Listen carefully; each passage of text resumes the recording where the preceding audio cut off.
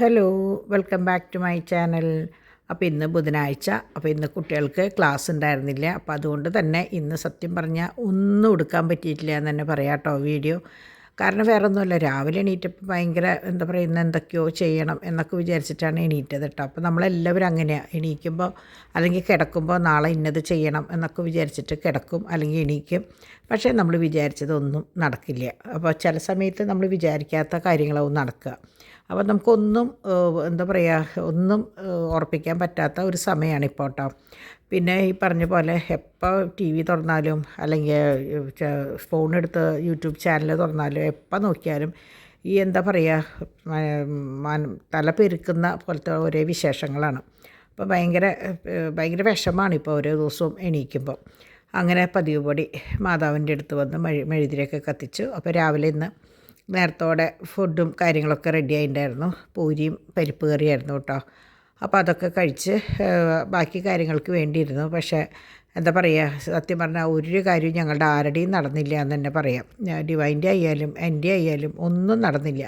അപ്പോൾ ഡിവൈന് നല്ല കോൾഡ് ഉണ്ടായിരുന്നു കേട്ടോ. അപ്പോൾ മെഡിസിനൊക്കെ കഴിച്ചിട്ടാണ് ഇരിക്കേണ്ടായിരുന്നത്. അപ്പോൾ ബിസിനസ്സിൻ്റെ കാര്യത്തിലേക്ക് ഇരിക്കാനായിട്ട് ഞങ്ങൾ 2 പേരും ഇരുന്നു. കുട്ടികൾ എന്താ പറയുക, നമ്മളൊന്നും ഇരിക്കുമ്പോഴേക്കും എന്തെങ്കിലുമൊക്കെ ആവശ്യം പറഞ്ഞിട്ട് വരും. അപ്പോൾ പ്രത്യേകിച്ച് 2 ആളും കൂടി വീട്ടിലുണ്ടായി കഴിഞ്ഞാൽ പിന്നെ ഒരു രക്ഷയില്ല. അല്ലെങ്കിൽ പിന്നെ ചാക്കോച്ചൻ തന്നെ മുറ്റത്തൊക്കെ ഇറങ്ങി കളിക്കും കേട്ടോ. അപ്പോൾ അങ്ങനെ ഇതൊക്കെ ഇന്നലെ കണ്ടിട്ടുണ്ടാവില്ല നിങ്ങൾ. ഇത് ലക്ഷ്മിയാണ്, ആനയും മയിലും ഉണ്ടായിരുന്നത്. ഇത് ലക്ഷ്മിയാണ് കേട്ടോ.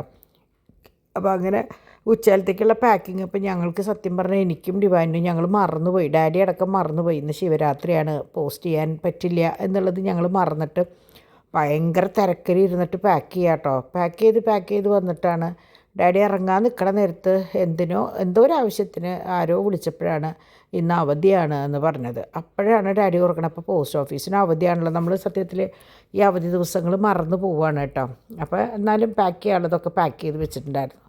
അപ്പോൾ ഞാനാന്ന് വെച്ചാൽ പതിവില്ലാണ്ട് എല്ലാവർക്കും സാധാരണ ഫോട്ടോസ് എടുത്ത് അയക്കും, ഇന്നത് അയക്കുകയാണെന്ന് പറഞ്ഞിട്ട്. അതുപോലെ ഇന്നത് അയക്കുകയാണെന്ന് പറഞ്ഞവരോടൊക്കെ ഞാൻ തിരിച്ച് പറഞ്ഞു ഇന്ന് അവധിയാണ്, അതുകൊണ്ട് നാളെ പോസ്റ്റ് ചെയ്യുള്ളൂ എന്നുള്ളത് മറുപടി അയക്കുകയും ചെയ്തു കേട്ടോ. അപ്പോൾ ഇതൊക്കെ നമ്മളിന്ന് പാക്ക് ചെയ്യാനായിട്ട് എടുത്തിട്ടുള്ള വളകളാണ്. അത് നല്ല തരം റൂബി സ്റ്റോൺസാണ് കേട്ടോ അത്. അപ്പോൾ ഇത് കെം സ്റ്റോണ്, അതൊക്കെ ഭയങ്കര ഡിമാൻഡായിട്ട് പോകുന്ന സംഭവങ്ങളാണ് കേട്ടോ ഇപ്പോൾ. അപ്പോൾ 2 ദിവസമായിട്ട് നിങ്ങൾ കാണുന്നുണ്ടോ, ഇപ്പോൾ ഞാൻ സ്ഥിരം പാക്ക് ചെയ്യണത് ഇങ്ങനത്തെ സാധനങ്ങളാണെന്നുള്ളത് കേട്ടോ. അപ്പോൾ അങ്ങനെ എന്താ പറയുക, ഇതിപ്പോൾ സെക്ഷൻ ഡിമ്പിൾ ഇവിടെ ഇല്ലാത്ത കാരണം ഡിവൈനാണ് ഇത് കംപ്ലീറ്റ് ഫോട്ടോസും കാര്യങ്ങളും എടുത്ത് വെച്ചിട്ടുള്ളതും. നിങ്ങൾ ആവശ്യപ്പെടുന്നതും ഡിവൈനോടായിരിക്കും കേട്ടോ. നിങ്ങൾക്ക് എല്ലാവരുടെയും കയ്യിൽ ഒരുവിധം എല്ലാവരുടെയും നമ്പർ, ഞങ്ങളുടെ 3 പേരുടെയും നമ്പർ നിങ്ങളുടെ എല്ലാവരുടെയും കയ്യിലുണ്ടെന്ന് എനിക്കറിയാം. അപ്പോൾ അത് നിങ്ങൾക്ക് ആരോട് ചോദിച്ചാലും അതിൻ്റേതായ മറുപടികൾ കിട്ടും കേട്ടോ.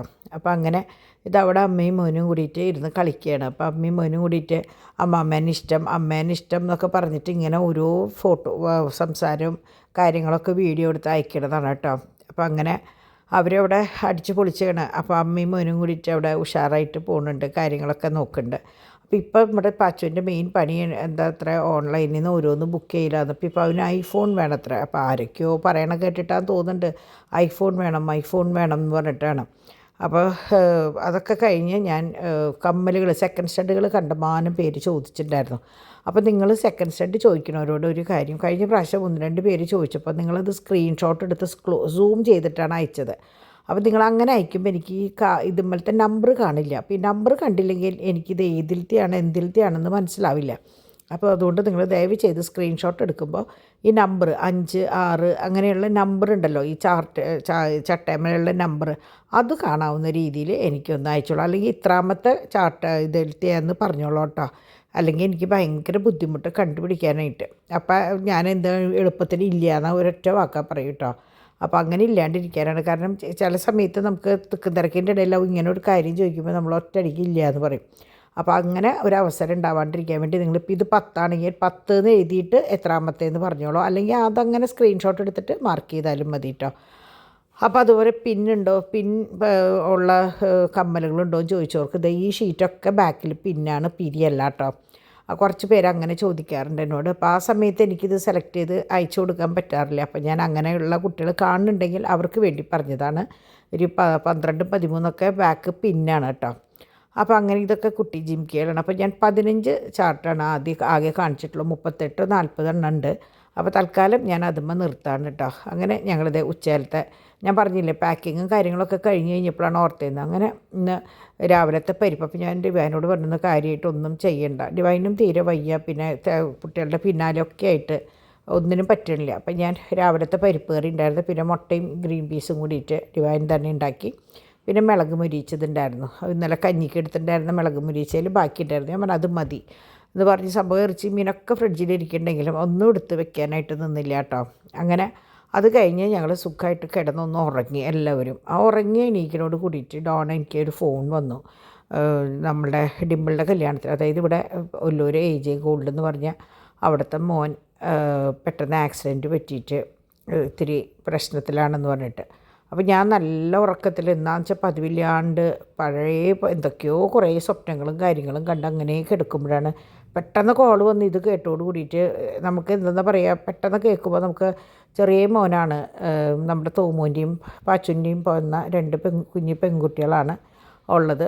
അപ്പോൾ എന്താ പറയുക, നല്ല ഗ്രാൻഡായിട്ടൊരു കല്യാണവും നല്ലൊരു ഫാമിലി നല്ലൊരു മോനും. അപ്പോൾ ഞാൻ പറഞ്ഞില്ലേ ഡിമ്പിളിൻ്റെ കല്യാണത്തിന് ഡിമ്പിളിനെ അവൻ്റെ വണ്ടിയിലാണ് അവനും ഞങ്ങളും കൂടിയിട്ടാണ് മറ്റേ പള്ളിയിലേക്ക് കെട്ടാൻ പോയത്.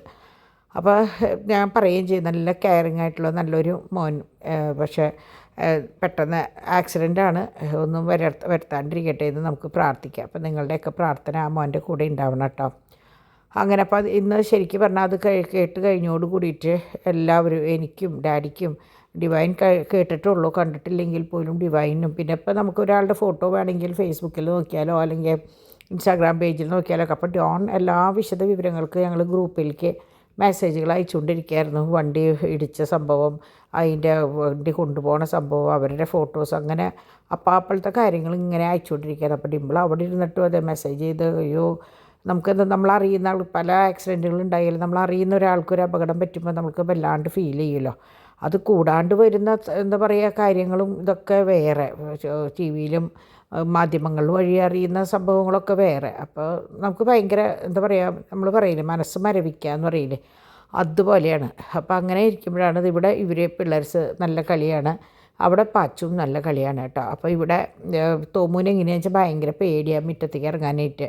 അപ്പോൾ ഞങ്ങൾ ആരെങ്കിലും പുറത്ത് നിൽക്കണം. അപ്പോൾ ഇന്ന് ഡാഡിയാണ് പുറത്ത് നിന്നത്, കാരണം ഞാൻ പറഞ്ഞില്ലേ എനിക്ക് ആകെ ഒരു സുഖം ഉണ്ടായിരുന്നില്ല. ഡിവൈനായാലും ഒരു ഇതുണ്ട്. അപ്പോൾ ഇന്ന് ബിസിനസ്സിൻ്റെ കാര്യങ്ങളൊക്കെ ഡിവൈനാണ് നോക്കിയത്. അപ്പോൾ ഞാനങ്ങനെ എന്താ പറയുക തലയ്ക്കൊരു ഏറ് കൊണ്ട പോലെ, കാരണം നമ്മുടെ മക്കളുടെ പ്രായമുള്ള പിള്ളേരാണ്. അപ്പം നമ്മളെപ്പോഴും അങ്ങനത്തെ ഓരോ കാര്യങ്ങൾ ആലോചിക്കും, പക്ഷേ നമ്മുടെ മക്കൾക്ക് ഇങ്ങനെ വന്നാൽ നമ്മൾ എന്ത് ചെയ്യും, അല്ലെങ്കിൽ നമ്മുടെ കുട്ടികൾ എന്ത് ചെയ്യും, ഇങ്ങനെയാണ് നമ്മൾ ചിന്തിക്കുക. നമ്മളെപ്പോഴും ഒരു ആക്സിഡൻറ്റ് അല്ലെങ്കിൽ ഒരു മരണം ഒക്കെ ഉണ്ടാകുമ്പോൾ നമ്മളവിടെ നമ്മളെ നിർത്തിയിട്ട് ആലോചിക്കും എന്തായിരിക്കും നമ്മൾക്ക് അങ്ങനെ വന്നാൽ എന്നൊക്കെ ചിന്തിക്കുക. അങ്ങനത്തെ ഒരു പൊട്ട സ്വഭാവം എനിക്കുണ്ട് കേട്ടോ. അതുകൊണ്ട് തന്നെ എപ്പോഴും ഭയങ്കര ഇങ്ങനത്തെ കേട്ട് കഴിഞ്ഞാൽ ഭയങ്കര അസ്വസ്ഥത, എനിക്ക് തലവേദനയും ഒരു മൊത്തത്തിലൊരു സുഖം ഉണ്ടാവില്ല. പിന്നെ നമ്മൾ മനുഷ്യന്മാരല്ലേ, നമുക്ക് ചിന്തിക്കാണ്ടിരിക്കാൻ പറ്റില്ലല്ലോ. അപ്പം അങ്ങനെ നമ്മുടെ ചാക്കോച്ചൻ മാക്സിമം കുറുമ്പൊക്കെ കാണിച്ച് നടക്കുകയാണ് കേട്ടോ. അപ്പോൾ അവന് കൃത്യമായിട്ട് ചോറാണ് അവന് ആവശ്യം. അപ്പം ഞാൻ സന്ധ്യ കഴിഞ്ഞ് കഴിഞ്ഞാൽ അവൻ ഭക്ഷണം വേണം, ചോറ് തന്നെ വേണം. അവൻ എന്ത് കൊടുത്താലും തോമൂൻ്റെ ജസ്റ്റ് ഓപ്പോസിറ്റ് ചാക്കോച്ചൻ. തോമൂന് അങ്ങനെ ചോറിനോട് വലിയ ഇഷ്ടമല്ലേ, പക്ഷേ ചാക്കോച്ചന് ചോറ് തന്നെ വേണം. അങ്ങനെ അവനുള്ള സംഭവവും കാര്യങ്ങളൊക്കെ റെഡിയാക്കി കൊടുത്തപ്പോൾ ഞാൻ പറഞ്ഞില്ലേ ഇന്ന് എൻ്റെ പിന്നീന്ന് പോവില്ല, നമ്മൾ പറയില്ലേ സാരി തുമ്പിൻ്റെ പിന്നീന്ന് പോവില്ല എന്ന്, അതുപോലെയാണ് ചാക്കോച്ചൻ്റെ. അപ്പോൾ അതൊക്കെ കഴിഞ്ഞ് മൂപ്പരുതേ കൂളിയൊക്കെ കഴിഞ്ഞ് സുന്ദരക്കുട്ടനായിട്ട് വന്നതാണ്. കാരണം ഫുൾ ടൈം എന്തെങ്കിലുമൊക്കെ അവിടെ ഇവിടെയും വലിച്ചിട്ട് ഇന്ന് ശരിക്കും പറഞ്ഞാൽ ഡിവൈന് ഭയങ്കര തലവേദനയുള്ളായ ഒരു ദിവസമായിരുന്നു. രണ്ടാളും കൂടിയിട്ട് കിട്ടിയതൊക്കെ വലിച്ചിട്ട് ബിസ്ക്കറ്റായാലും അതുമായാലും ഇതായാലും ഒക്കെ പൊട്ടിച്ച് താഴെയിട്ട് എന്താ പറയുക ആകെ അലങ്കോലപ്പെടുത്തിയ ഒരു ദിവസമായിരുന്നു കേട്ടോ. എനിക്ക് തോന്നുന്നു ഇത്രയും അങ്ങനെ ഉണ്ടായിട്ടില്ല എന്ന് തോന്നുന്നുണ്ട്. കാരണം തോമു ഞാൻ പറഞ്ഞില്ല അവന് ഒറ്റയ്ക്ക് പുറത്തേക്ക് ഇറങ്ങാൻ പേടി. ഇപ്പോൾ പാച്ചുണ്ടെങ്കിൽ രണ്ടാളും കൂടി ഇറങ്ങുമ്പോൾ മൂന്നാമത്തെ ആളും ഇറങ്ങും.